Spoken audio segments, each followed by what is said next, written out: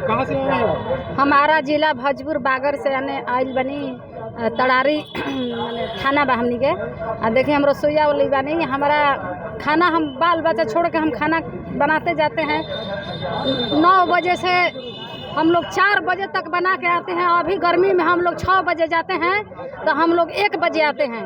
अब बताइए कि हम लोग का पैसा कुछ नहीं है। 3 महीना 4 महीना पे 1 महीना का पैसा डालते हैं और हम लोग को 1650 रुपया डालते हैं। तो बताइए 50 रुपये किलो सब्जी है तो हम लोग कैसे किने, कैसे खियाएं, कैसे बच्चों लोग को पढ़ाएं, हम लोग क्या करें? भर दिन मजदूरी हम लोग का यही दिन बीत जाता है।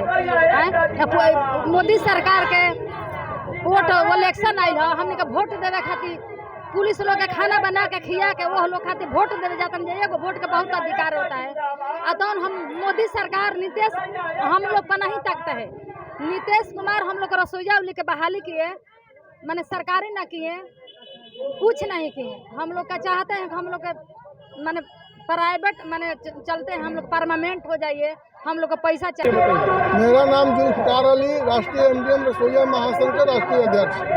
आज का जो धरना है आपका किस मांग को लेकर? रसोईया को मानदेय वृद्धि के लिए है। रसोईया को 16,500 रुपया सालाना मिलता है। उस हिसाब से 45 रुपया कुछ पैसा दिहाड़ी होता है। आइलों को विद्यालय पर 6 से 8 घंटा काम लिया जाता है।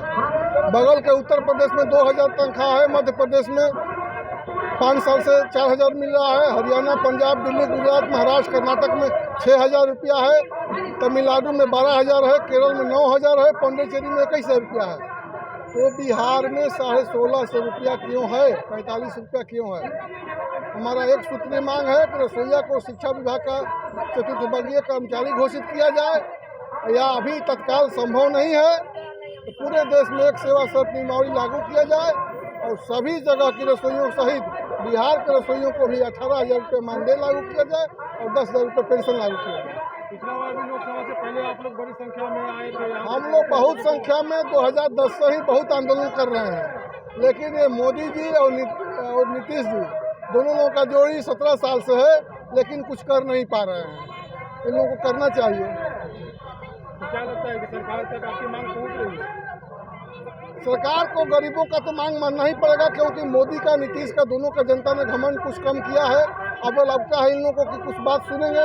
हमें तो उम्मीद है नहीं, आशा ही नहीं, पूर्ण विश्वास है कि ये गरीब लोगों की बात सुनेंगे।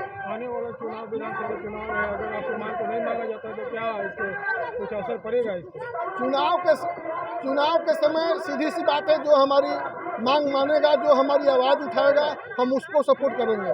अभी चुनाव दूर है, हम लोग हर एक महीना हर एक चरणबद्ध आंदोलन करेंगे। 21 अक्टूबर को हम लोग का दिल्ली का भी धरना है। हम लोग अभी आंदोलन करने के चक्कर में चुनाव में सीधी सी बात है, जो हमारी बात सुनेगा, जो हमारी मांग मानेगा, हम उसकी बात सुनेंगे, उसको हम सहयोग करेंगे। ये रसोईया हैं, खुद इनसे बात करेंगे। तिवारी है, काराकाट प्रखंड का रहने वाला हूँ। काराकाट प्रखंड का रहने वाला हूँ। मानिक प्राची पंचायत है, मानिक प्राची स्कूल में मानिक प्राची के गांव का ही मैं सुरेश तिवारी मेरा नाम है।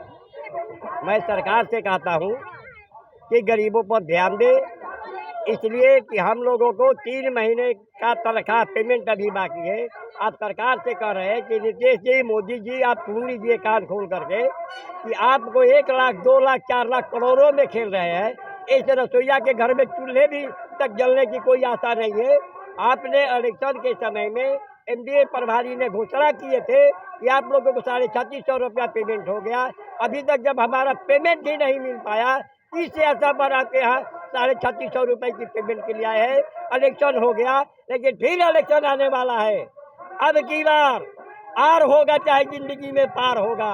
1600 रुपये का नौकरी होगा या ना मोदी जी, नीतीश जी। लेकिन अब सरकार से हमको निवेदन है कि हम आपसे लड़ेंगे और आप हमसे लड़ेंगे। आप ब्लॉक पर मीटिंग करा कर देख लीजिएगा, एक भी रसोईया जा नहीं सकते एनडीए प्रभारी के पास। 100 रुपया दे करके रसोईया के हेडमास्टर से 200 रुपये इलेक्शन ड्यूटी करना, रसोईया का ड्यूटी करना है, कोरोना में ड्यूटी रसोईया करना है, एक पैसा ना मिलना है। महादलित के 12,000 रुपया हो गया, ओकरा से बेसी ड्यूटी हम नहीं करते हैं। 6 बजे से लेकर 5 बजे ड्यूटी करते हैं। इस नहीं सरकार सोच रही है क्या ही नहीं कर रहा। हमको 1500 में क्या कपड़ा लाता हो जाएगा सर? बाल बच्चा पढ़ाएं, कपड़ा लेते, लेकिन खाना खाएंगे हैं, और 12 महीना नहीं वेतन मिल रहा है, तो हमने कोची में जिएंगे। हम सरकार से निवेदन ये पूछना चाहते हैं, नीतीश सरकार जी से और मोदी जी सरकार से, कि गर्मी की छुट्टी में 1 महीना हम लोग ड्यूटी किए पूरी रसोईया ने, क्या सरकार 10 महीने का पेमेंट देता है? 10 महीने का पेमेंट देता है, इस बैंक में जाने के बाद में अपना डेट नहीं देता है कि हम किस महीने का सैलरी मैंने डाला, वो अनिश्चित ऐसे ही डेट डाल दिया। इसलिए रसोईया को 8 महीने का भी सैलरी ये सरकार दे नहीं पाती है, कहती है कि 10 महीने का सैलरी दे दिया। बैंक में जाने पर बैंक छापता भी नहीं है और न बताता है कि किस महीने का ये हमारा सैलरी है। ये सरकार से मैं पूछना चाहता हूँ, 1 महीने का गर्मी का जो हम लोगों ने खाना रसोईया ने बनाया, उसका पेमेंट कब मिलेगा, या 8 महीने पर ही खत्म ही हो जाएगा?